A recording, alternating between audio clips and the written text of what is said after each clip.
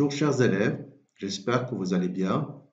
Alors aujourd'hui, on va voir un exercice résumé qui va résumer la transmission établie par engrenage, la transmission par polycourroie et la transmission par vis sans fin et les différents calculs qu'on aura besoin pour dimensionner le système.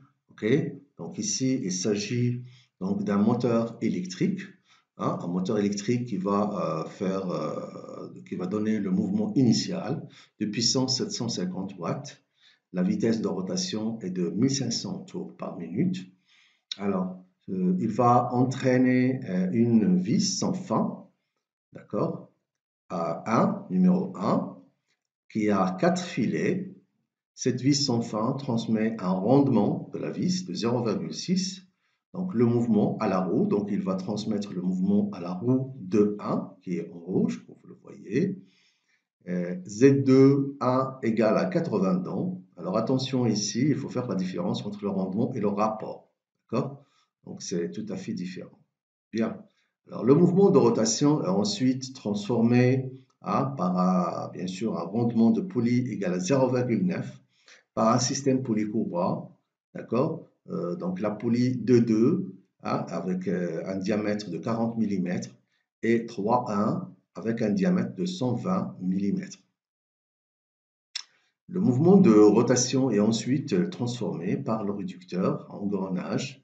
D'accord? Donc on va le montrer ici. Alors les engrenages 3,2, des roues 3,2, 4,1, 4,2 et 5 et 5. Donc tout ça c'est un ensemble d'engrenages avec bien sûr Z4,1 égale à 62, 60 dents, Z4,2 égale à 20 dents, Z6 égale à 80 dents, et le rendement de l'engrenage, de chaque engrenage, égale à 0,98 par engrenage. D'accord? Donc, si vous avez 3 engrenages par exemple, il suffit de multiplier le rendement à la puissance 3 pour avoir le rendement global de l'engrenage global. D'accord? Ici, c'est pour chaque engrenage. Okay? Donc, un engrenage, c'est tout simplement un engrainement entre deux roues. Okay? Donc, il faut faire attention. Bien. Alors maintenant, on va demander de représenter la chaîne énergétique. Alors, la chaîne énergétique, c'est tout simplement, on va représenter la chaîne fonctionnelle, la chaîne énergétique fonctionnelle depuis l'entrée, depuis le moteur, d'accord, sachant que la puissance moteur, ici, on a, c'est 750 watts, et la fréquence de rotation du moteur, c'est 1500 tours par minute, d'accord. Donc ici, on vous donne déjà la puissance d'entrée et la fréquence d'entrée. Voici donc le synoptique relatif à cette entrée-là. Après, bien sûr, l'entrée du moteur va être liée directement à un réducteur vis sans fin roue, sachant que le rendement de la vis sans fin roue, c'est 0,6. D'accord? Après, bien sûr, on va avoir une transmission. Alors ici, le rapport de réduction, on ne l'a pas, donc il suffit de le chercher, c'est très simple. Alors après, on passe à la réduction, réduction polycourroie, sachant que le rendement de la poulie, c'est 0,9. Donc, on a la poulie 2,2 et la poulie 3,1. Et après, c'est le réducteur à engrenage. Donc, on a ici presque 3 engrenages. On va le voir ici. Donc, on a l'engrainement entre 3,2 et 4,1. On a l'engrainement entre 4,2 et 5. Et on a l'engrainement entre 5 et 6. Donc, ça fait 3 engrainements. Okay? Donc, le rapport du réducteur, ensemble, le rendement du réducteur, on a dit que c'est le rendement de chaque engrenage. Ici, c'est le rendement de l'engrenage 1 fois l'engrenage 2 fois l'engrenage 3. S'ils sont les mêmes, donc on va avoir à la puissance 3. Okay? Et après, bien sûr, on va vous demander de calculer le rapport global et calculer la puissance de sortie et la fréquence de rotation de sortie. Très bien. Donc, essayez de suivre, s'il vous plaît. Alors maintenant, on va commencer le calcul. On va déterminer en premier le rapport de réduction. Le premier rapport, c'est à titre d'indication, le premier rapport, c'est entre la vis et la roue. D'accord? Alors, entre la vis et la roue, Alors, bien sûr, c'est toujours la fréquence de sortie divisée par la fréquence d'entrée, hein, d'accord? Bien, n récepteurs sur n moteurs, c'est N2A sur N1, ou bien N2 sur N1. En termes de Z, c'est Z moteur, toujours c'est Z récepteur. Z moteur, c'est Z de la vis, hein, c'est Z de filet et Z de la roue, bien sûr. Alors, on a ici 4 filets, donc Z filet égale à 4 et Z roue égale à 80, ce qui va nous donner le rapport R1 égale à 4 sur 80. Après une simplification, on aura 1 sur 20. Après, on va déterminer le rapport de réduction R2. Alors, le rapport de réduction R2, c'est un rapport suivant le système polycourroie. Donc, ici, on a donc, la polycourroie de 2 et la poly 3,1. Donc, le rapport, c'est N3, bien sûr, sur N2, puisque N3, c'est sortie et N2, c'est entrée. Alors, en termes de diamètre, c'est toujours le diamètre menant sur diamètre mené. Ça veut dire que c'est D2 divisé par D3,1. Application numérique, diamètre de 2, c'est 40 mm. Diamètre 3,1, c'est 120 mm. On ne va pas changer d'unité puisqu'on a un rapport ici, égal à 1 sur 3. Donc, le rapport R2 égale à 1 sur 3. On passe maintenant au rapport de réduction à R3. Alors, R3, c'est le rapport de réduction du train d'engrenage. Donc, on vous l'avait ici. Alors, le train d'engrenage, il se compose ici de 3 engrainements, 3 engrenages. D'accord? Donc, automatiquement, R3, c'est la fréquence de sortie. Ah, la sortie, c'est la roue, la dernière roue, c'est S6, et c'est la roue 6. Et la motrice, c'est N3, 2. Bien, alors, en ce qui concerne les Z, bien sûr, la R3, c'est le produit des Z menants divisé par le produit des Z menés.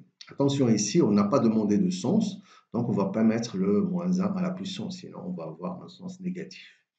Donc, R3, c'est Z3, 2, puisque c'est la motrice, fois Z4, 2, puisque c'est la motrice aussi pour l'autre engrainement, fois Z5, puisque la motrice pour le troisième est divisée par, bien sûr, les Z réceptrices. Ok, ça va donner comme ceci.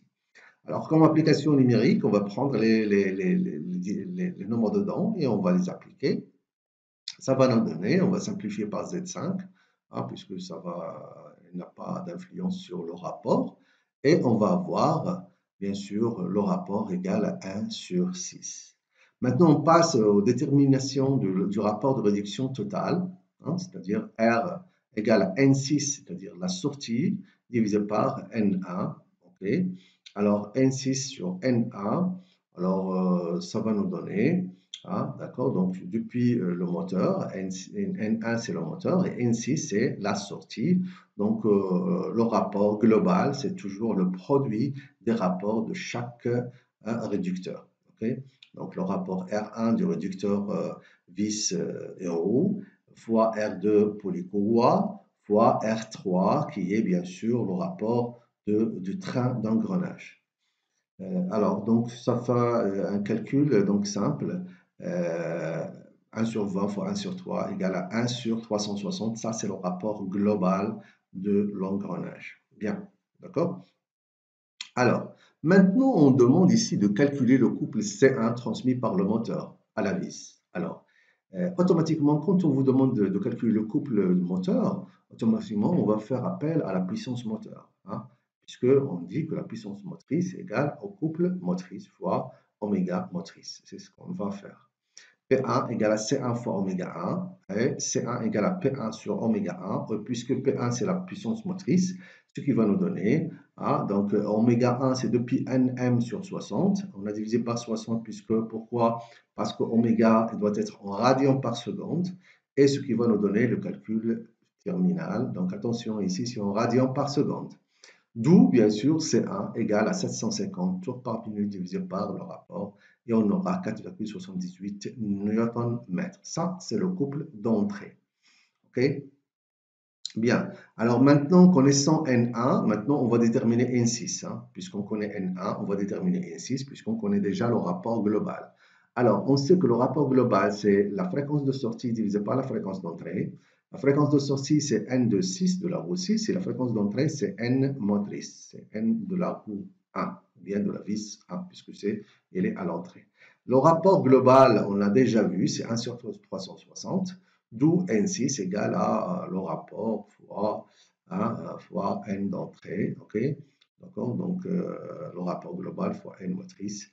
N6 égale à 1500 fois 1 sur 300, ça fait 4,17 tours par minute. Donc, vous remarquez ici la réduction qu'on aura, c'est 4 tours par minute. Ok, c'est-à-dire la dernière roue qui va tourner à 4 tours par minute. On passe maintenant à déterminer le couple C6, c'est-à-dire le couple au niveau de la roue 6, après avoir fait la réduction. Alors, automatiquement, le couple, ça veut dire la puissance. Donc, on doit partir de la puissance. La puissance de sortie, c'est toujours P6 égale à C6 fois oméga 6. Et on sait qu'oméga 6, c'est depuis N6 sur 60. Et N6, on l'a déjà calculé. Ok, donc, on peut déjà avoir le oméga 6. Maintenant, on va chercher la puissance P6. Alors, on sait que le rendement global, c'est la puissance de sortie divisée par la puissance d'entrée, qui est égale au rendement global, c'est le produit de rendement de chaque réducteur, égal à P6 sur P1, avec bien sûr P1 égale à Pm. Et le rendement global, c'est le produit des rendements de chaque réducteur. Et de chaque réducteur. Le produit de chaque réducteur. Donc, le rendement global de la vis roue fois le rendement du poli fois le rendement du réducteur, sachant que ce réducteur se compose de combien d'engrenages? 3 engrenages. Et sachant que chaque rendement de l'engrenage, c'est 0,98, donc on va multiplier 0,98 par la puissance 3, ça veut dire 0,98 fois 0,98 fois 0,98 pour chaque engrenage, ce qui va nous donner un engrenage à la puissance 3. C'est pour cela qu'on a mis ici à la puissance 3, puisque tous les rendements, rendement de chaque engrenage, ils sont les mêmes.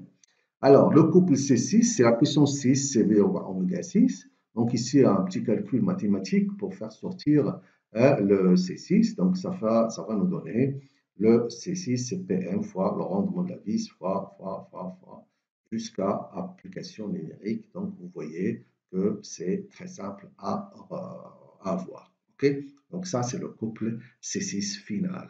Okay.